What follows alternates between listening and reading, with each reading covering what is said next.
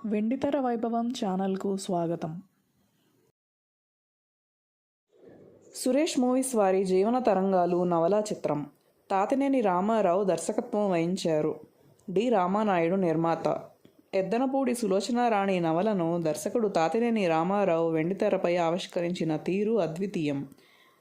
శోభన్ బాబు, వాణిశ్రీ, కృష్ణంరాజు, లక్ష్మి, చంద్రమోహన్ ముఖ్య పాత్రలు ధరించారు. జీవన తరంగాలు 1973 ఏప్రిల్ 20న విడుదలైంది. అమోఘ విజయం సాధించింది. 12 కేంద్రాల్లో 100 రోజులాడింది.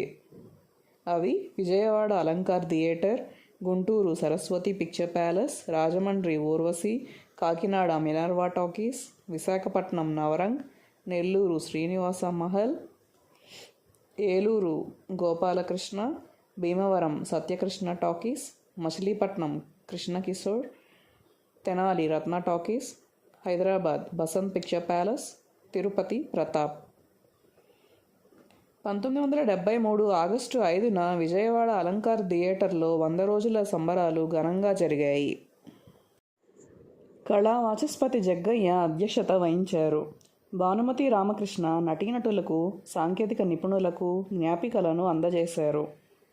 హీరో శోభన్ బాబు, వాణిశ్రీ, పద్మనాభం, లక్ష్మీ, చంద్రమోహన్, రావి కొండలరావు, రాజనాల, దర్శకుడు తాతినేని రామారావు తదితరులు పాల్గొన్నారు. నిర్మాత రామానాయుడు ఏర్పాట్లను పర్యవేక్షించారు. జీవన తరంగాలు శోభన్ బాబు నట జీవితాన్ని కీలక మలుపు తిప్పింది. తారాపదానికి చేరువ చేసింది. హైదరాబాద్లో 200 రోజులాడింది. ఈ సినిమాలో గుమ్మడి, శ్రీరంజని, పద్మనాభం, అంజలీదేవి, అనురాధ, సూర్యకాంతం, లీలారాణి, వైవి రాజు ఇతర పాత్రలు ధరించారు. జీవన తరంగాలు విజయంలో జేవి రాఘవులు సంగీతం కీలక పాత్ర వహించింది. ఈ జీవన తరంగాలలో పాట ఆల్ టైమ్ హిట్.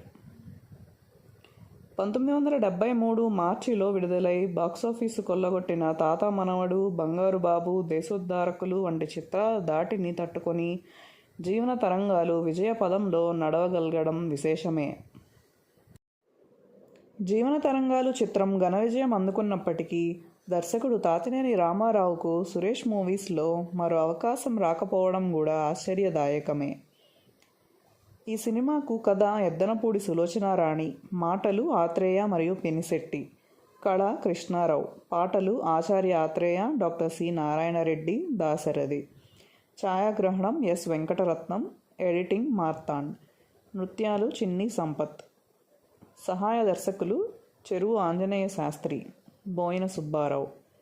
విడుదల నవయుగ ఫిల్మ్స్.